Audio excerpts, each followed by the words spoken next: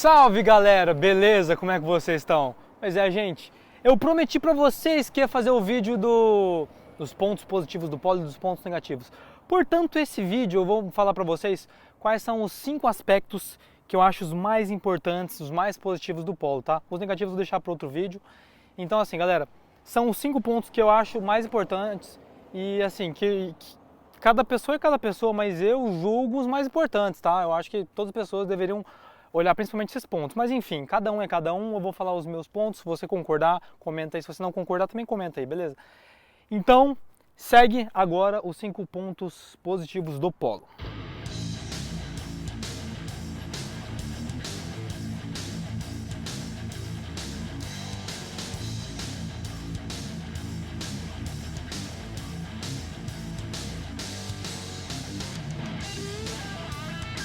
Então, pessoal, o ponto positivo mais importante que eu vejo no Polo é a segurança e a plataforma, a construção do carro. Então, o Polo ele é feito na plataforma MQB, que é uma plataforma modular, tá? O que é uma plataforma modular?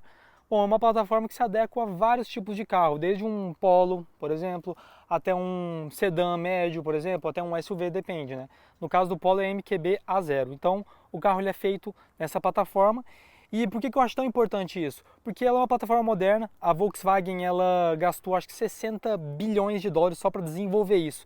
Então, por exemplo, independente se você tem esse Polo Highline ou se você tem um Polo 1.0 de 51 mil reais, por exemplo, a plataforma é a mesma, entendeu? A segurança é a mesma, a tecnologia é a mesma. E assim, pessoal, eu quando eu vou olhar, vou comprar o carro, eu não penso só no, quanto que será que foi gasto no material para fazer ele, quanto que deve ter gastado do X na carroceria, tanto no farol, sabe? Eu não faço esse cálculo. Eu penso, cara, e quanto que eles investiram para poder desenvolver isso, tá? Então, por isso que eu acho tão importante a questão da plataforma, por exemplo. O processo é bem moderno e para um carro desse eu acho que isso é muito legal, é muito importante ter um carro bem seguro e tudo mais, né?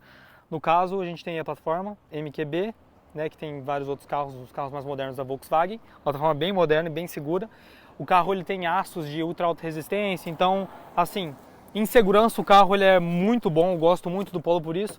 É 5 estrelas no crash test, eu acho muito importante ter um carro seguro, né? E aí, gente, além disso, ele tem os airbags frontais, tem airbags laterais.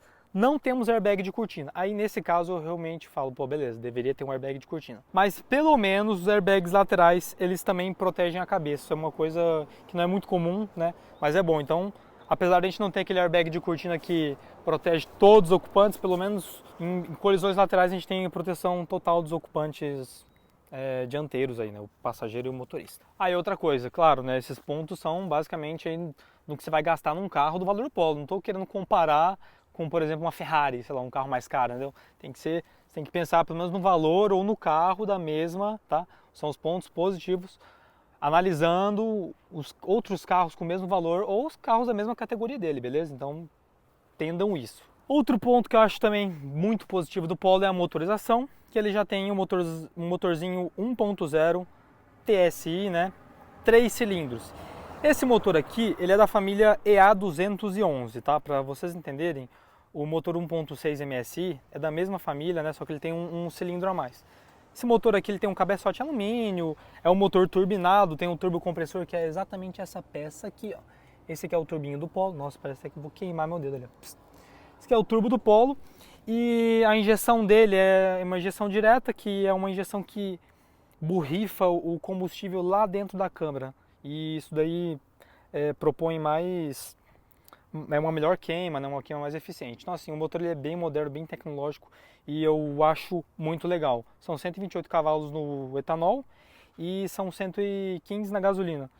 Eu acabo usando mais na gasolina por conta do custo, né? Aqui em Campo Grande acaba sendo mais em conta se abastecer com gasolina do que com etanol, infelizmente. Então acabo perdendo 13 cavalos aí fácil, né? Triste, mas fazer o que, né? Aqui em Campo Grande, cara, o preço da gasolina e do etanol é muito pouca diferença. O consumo que eu consigo na gasolina pro etanol compensa muito mais eu pagar a gasolina do que o etanol em si. Então acabo abastecendo ele na maior parte das vezes com gasolina, infelizmente. Outro ponto positivo agora é na questão de equipamentos, né? Tecnologia. O acesso sem a chave, né? No caso o carro está aberto já. A partida sem botão, eu acho bem legal esse sisteminha, né? Uma comodidade que é bem-vinda. O painel digital de 10.25 polegadas, né? Junto com a central multimídia de 8, também uma central bem rápida, com muitas funções. E o grande lance do painel é que é uma inovação, né, no setor. Apesar de agora os outros carros começarem a vir com essas tecnologias, esse que começou no Audi, né? Aquele painel, o Virtual Cockpit. Só que, obviamente, no Audi, o Virtual Cockpit, ou aquele que tem Lamborghini, ele tem uma nitidez melhor, o hardware dele ele é mais complexo, é um negócio mais refinado. Aqui a gente tem uma boa nitidez, tá? Mas, assim, é muito boa a nitidez, o funcionamento também é muito bom, mas em questão de tecnologia, falando de como que funciona, aquele Virtual Cockpit é algo acima, tá? Para quem não sabe, né? Mas como que será que é o hardware que faz funcionar esse painel? Cara, o do Audi é superior. O que mais? A gente tem um arzinho digital. Outra coisa legal, os 3 USBs, né? A gente tem um USB aqui, um USB aqui em cima e um USB ali atrás.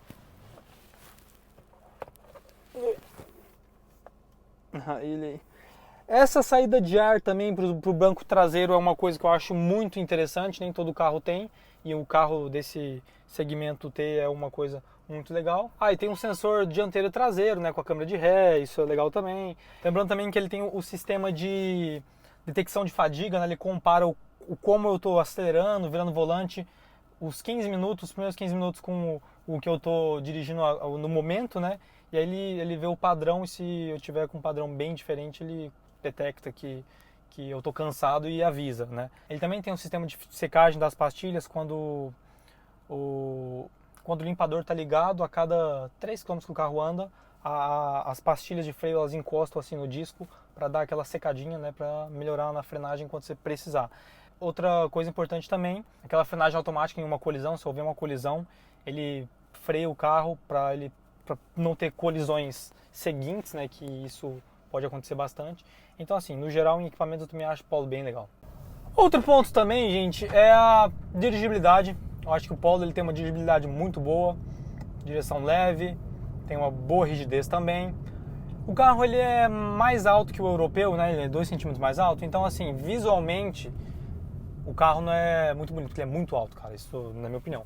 Mas, como a gente vive no Brasil, onde paralelepípedos, remendos, buracos nos envolvem, vamos dizer assim, né? Tudo quanto é canto você encontra um buraco, então acaba sendo bem-vindo no aspecto geral, né? Porque o brasileiro médio, assim, vai acabar andando numa péssima estrada, então isso é bom, cara. É melhor ter um carro mais alto e tal, pra não ter problema com suspensão, essas coisas. Apesar dele ser mais alto, ó, ele ainda mantém um bom comportamento dinâmico, então senta numa curva ele ainda segura bem. Claro que deve ser mais eficiente, um carro mais baixo, mas ele ainda se mantém bem, então pelo menos ele consegue mesclar aí filtrar bem as irregularidades que a gente sempre encontra e manter um bom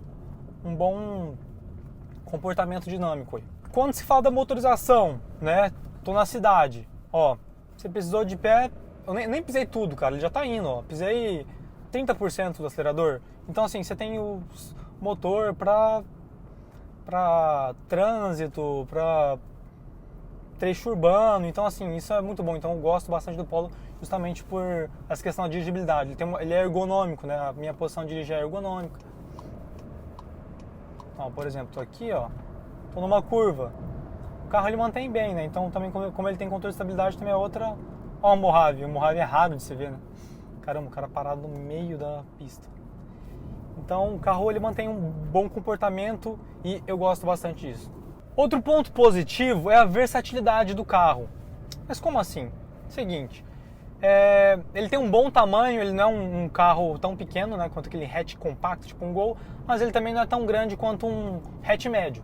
Então ele fica no meio termo. Na cidade você acaba arranjando fácil vaga, tranquilo, mas você ainda tem um conforto de um carro um pouquinho maior que um hatch compacto. Ele no perímetro urbano ou nas estradas se comporta bem, na cidade é excelente, na estrada o motor ele tem bom fôlego, então assim, eu já dirigi com o Polo na estrada e você ultrapassa com tranquilidade, tá? Sem muito esforço e o carro anda bem. Você pegar a velocidade de cruzeiro ali, 110, 120, dependendo da rodovia, é muito tranquilo. Outra coisa, por exemplo, vamos dar o exemplo de um Golf, por exemplo, que é o irmão maior do Polo.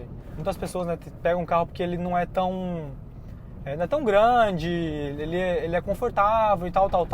E o Polo ele acaba conseguindo suprir um pouco desses aspectos. Obviamente, claro, gente, não estou falando que o Polo substitui o Golf, porque o Golf é um carro superior.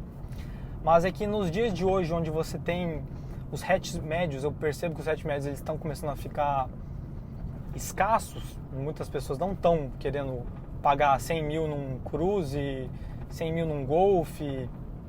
Infelizmente, os carros ficaram muito caros, então o Polo ou esses carros dessa categoria acabaram roubando um pouco o espaço dos hatch médios. Normal, cara, gente. Em 2013 você pagava 67 mil num Golf. Hoje você vai comprar um Polo top, você paga 80 mil reais, cara. Tipo, a questão de preço tá absurdo. Os hatch médios estão quase passando 100 mil reais.